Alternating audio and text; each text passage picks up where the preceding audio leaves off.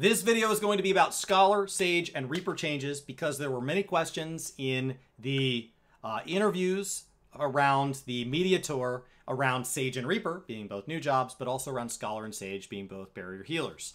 And so these three got paired. I will do them in order so that you can catch the solo job questions, followed by the transition questions that are about both jobs, followed by just that one, and then we will work through in that order. If you wonder where the order came from, we'll start in Scholar, we'll go to Sage, we'll go to Reaper. Keep in mind that a lot of these interviews were shared interviews, and so these are either questions not asked by the person I named, because I just named the person where I caught the video, or they were asked in conjunction with somebody else asking questions. So if you see any phrasing, and then I have TLDR'd this, both the question and the answer. So if you would like the full one, I encourage you to go and check these people out. This is all back from October, so there might still be some good information in there. Since this was all answered, people have had more time to spend with the tooltips. We've gotten preliminary and final patch notes for Endwalker. Endwalker has not yet come out as of this recording, so this will be Endwalker spoiler-free by its very nature. Shadowbringers has come to an end. We've gotten a live letter. We've had the delay. Here we are. So with all of that out of the way, Massively Overpowered says, what is going on with Scholar? What can be said to players who feel like the job is lagging behind or not getting nearly as much love as it deserves? So, deserves is a key word there. It deserves love. That's the tone of this question. Now, we're going to have a very similar question for 3 in a row. You're going to get 3 different versions of the answer. They're all going to line up with each other, and it's going to give a very contextual thing for how we made this mistake. This is a very Diablo Immortal type moment when it's just miscommunication at its finest. His goal was to try talking too much about jobs that really were not changing in a substantially different direction. And so he thinks that it's as much an issue of perception as anything else. Letting people get hands-on with the jobs rather than trying to explain every aspect of gameplay, he thinks is a better answer, and he feels that the media tour and press impressions are an important tool, and that is taking place after he gave that presentation, right? It was live letter, then the media tour.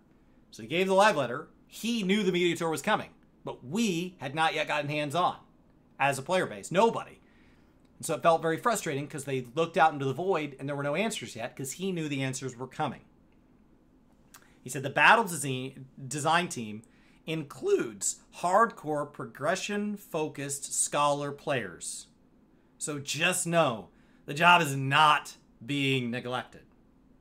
Okay? So that is part 1 of effectively a multi-part answer on how come they forgot about Scholar. Now, Mioni follows this question up. I don't know what order the interviews were done in, but this is the order I'm covering them in.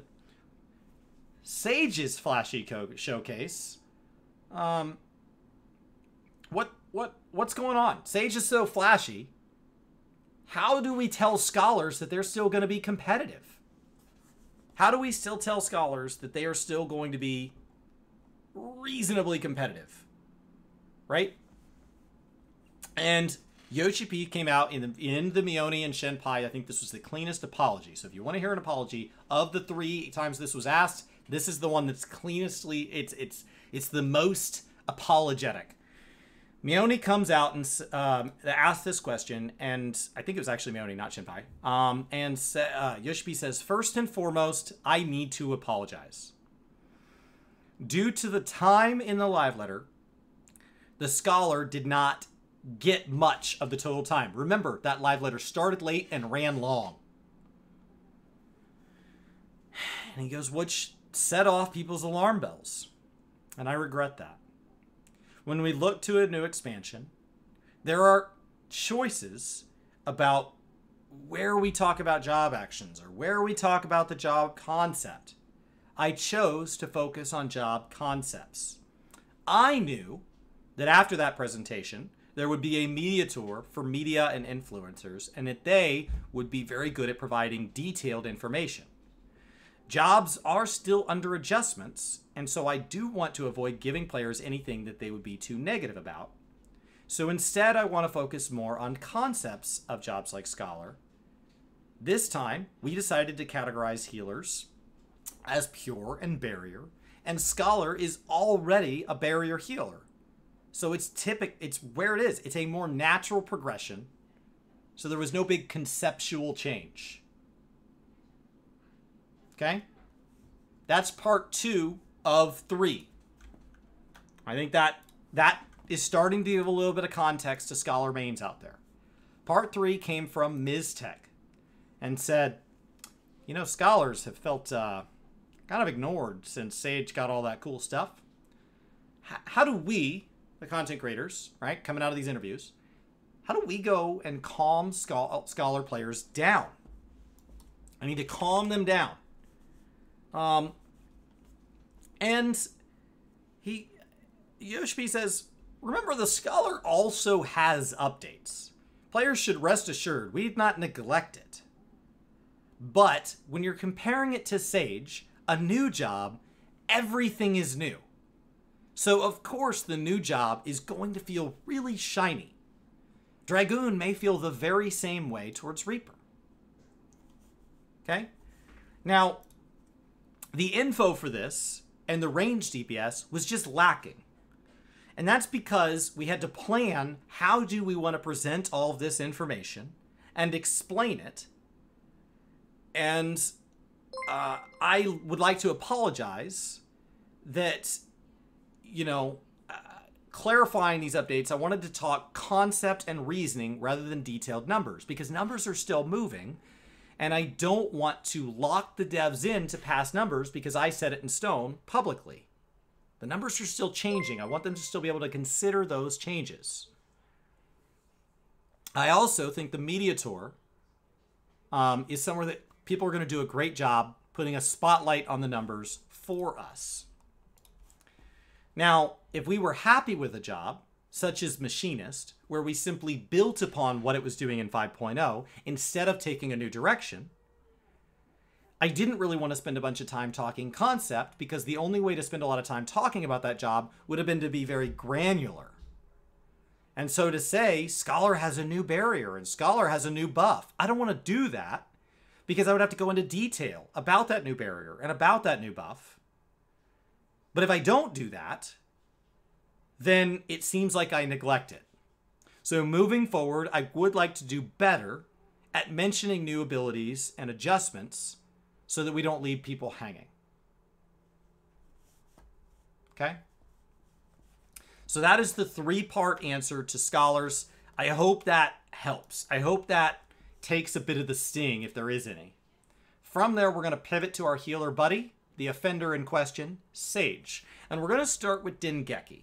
Dengeki is the Japanese coverage. They get a ton of interviews. And they are asking about the concept of Sage. Okay? And Yoshpi says that for Scholars who are fairly straightforward, fairly easy to handle, and are packed with barriers just right from the get-go, we wanted to position Sages as a barrier healer that's a bit more technical, but also gave a chance to mix attack and recovery, attack and healing. And there are many healers out there that are telling us, I want to attack. So now there's this action called Cardia. So it's definitely for people that want to do a lot of things with healers. Okay? So there's our concept of Sage. Now, VentureBeat GamesBeat says, with Reaper and Sage as a pair, how and why did Square Enix choose these two concepts? Right? And so Yoshpi says, before we even choose a specific job to be adding for an expansion, we have to first decide what role it is going to fill.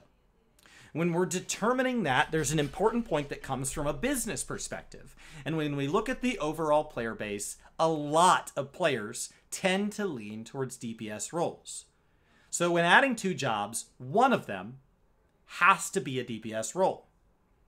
Now with Shadowbringers, we introduced a new tank. Remember that they did say when they added Gunbreaker, we didn't want to just add 2 DPS like they did back in Stormblood. But that doesn't mean they had to add all not DPS. So we got one. And he said, and when that happened, there were players all around the world saying, but why wasn't it a healer? We were expecting a healer. And I do remember that. We were expecting a healer. We did not get a healer. Just like in Stormblood, we were expecting Dancer, and we didn't get it till later. So whatever healer you were getting, hopefully it was Sage. Here we are. And he said, our biggest challenge is then finding what kind of weapons do we want these jobs to equip. Now with the Reaper, this ties pretty straightforward back into player feedback. With any weapon in Final Fantasy XIV, we have to anticipate what that's going to look like. We have to have drops in different weapons from different battles and raid content. So it has to be a weapon type that is not so complex we can't have a lot of versions of it, right? Because you've got trial versions and relic versions and all that, and it would require a bunch of extra bandwidth to design new and unique versions each time. But at the same time, it needs to be unique and cool looking. So,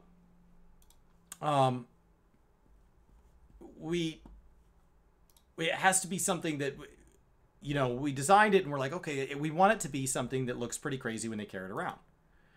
Now, with Sage, they were asked, okay, well then how did you get those laser things? And they said, actually, we have a bookshelf in our studio that people go to for reference materials and whatnot, and it's filled with like things like manga and, you know, all these different kind of creative inspirations. And people went over there, and we just go there and we read various mangas and so on for inspiration. And so that is where they were able to find something that inspired them about how to make a Final Fantasy XIV weapon that was something that was a good fit for Sage. Now, we've clearly established the themes for both here. So Zeppla says, how would you compare the skill caps between the new jobs as far as being beginner friendly? Zeppla did a good job mixing very meme questions with very good, like just nice deep questions. And because she was not invited to the last meme source, this is her first time, so she did an unbelievably good job. She has been crushing it. The last couple of years, it's just been unbelievably astounding to see how great she's done on both the YouTube and Twitch side. So if I could stop and toss a compliment up to Zeppla, there are a lot of people that I admire for what they do when they stream or what they would do when they create YouTube content. There are a handful of people that are really good at both, but they're mostly focused on one. She is somebody that rises above that and is unbelievably talented on both the YouTube and Twitch side of things. And it is an incredible gift to this community. So I am thrilled that she got to answer. She got her own interview. She's the only person that I know of that was a content creator that got her own interview. So when talking about these jobs, he said, so first of all, we have to look at what they are. A melee DPS and a healer. And it has to be different than what people would expect. So the process was, from Sage's, there have been demands around high-end content and wanting more DPS. So a playstyle of a healer that was new and refreshing to healers, that would be a technical barrier healer to partner with Scholar. The Sage is putting up that barrier. When it runs out, you get resources for attacking, so it ends up very technical. Reapers was about players that were requesting a huge scythe. So we naturally associated it with the Grim Reaper, and then we decided that it would have this avatar that you'd be summoning, and the tempo would increase, and it becomes a bit more technical in that way. She followed up by saying, well, then isn't Reaper, based on being Grim Reaper, seems kind of evil for Warrior of Light, right? And he said, it is true. We went a bit dark through the job quest. You may find out what the purpose of why Reapers exist. And this time around, it was not the Warrior of Light that revealed the Reaper, right? It was Xenos who took on the role. Now, why would Xenos have an avatar? And that they were excited that Xenos might finally have a second friend. So a bit of memeing her back. So, very fun there. And Dengeki, I'm going to loop back on Reaper, and we're going to hit this concept of Reaper a little bit harder, like we did the Sage one, with the concept of Reaper. And Dengeki, come on, where you at? I'm getting down to the home stretch of these. And they said the avatar idea came out pretty early on in the beginning. Once they said the word Reaper, the avatar popped up, but they wanted the avatar to attack in addition to the person because they did not want it to be a pet job. Now, they did all this, and in the end, it ended up being really boring when they first designed it. So they put the avatar on itself with that merging, that final phase, and it became unbelievably powerful, but that's what allowed them to put the technique in it. He would say that it's most similar to a tempo and pace of maybe Monk, but not as positional. When asked, I think in like the live letter or something, he said that it would be most similar from a party utility standpoint to like Samurai, where it brings a lot of DPS, but it's not pure DPS, so it would not be as DPS heavy as Samurai. So, now, Massively Overpowered is going to ask about the design of the Reaper. All right, we've got our concept. Come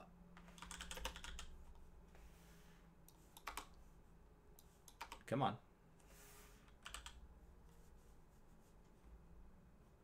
Where are you at? I have a huge list here. So, and he said it is admittedly complex and difficult to play. He said that Reaper can do a lot of things, and the designers wanted to make sure that it felt distinct, but also met all, would be balanced, and so it would meet all of those requirements. He said that right now, they were worried that it would be too hard for people. That was something that he mentioned in a separate thing. And so he said, for the most part, they've left it alone the way it functions, the way it was originally designed, and that he believes that will give a sense of satisfaction as you progress towards mastering it. So they were concerned it was too difficult. And so then Fanbyte is going to finish off our Reaper questions by saying, this is Final Fantasy XIV's first exclusive job. I think you need to be very careful with how you define that when stating that. First exclusive, I don't know that I both agree and disagree with that statement, I guess. But Yoshi P didn't harp on that part. He said, first of all, we think about the gameplay of experiencing a particular job.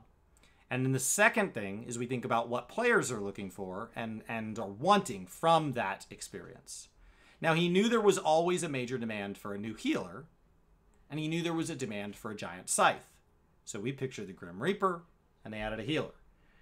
Now, when adding the Grim Reaper, he said, well, you know, what if the player can possess the avatar and give them like a demonic image? And that brought an image into the game that is something that has never been before seen. That concept of enshrouding, where you're fusing together with your avatar, and that allows a new set of skills to open up. It's a very satisfying thing to see your character physically change. I hope you guys all at least try Reaper. I hope you enjoy it, guys. I do. So I think that's going to get us through the 2 new jobs, as well as hopefully calm down some scholars. From here, we need to get to the overall battle system changes. Before this, we talked about Summoner and Monk. All the jobs are changing at least a little bit, and I look forward to seeing what that's like. The expansion goes live in like 8 hours or something. So, hope everybody's enjoying it.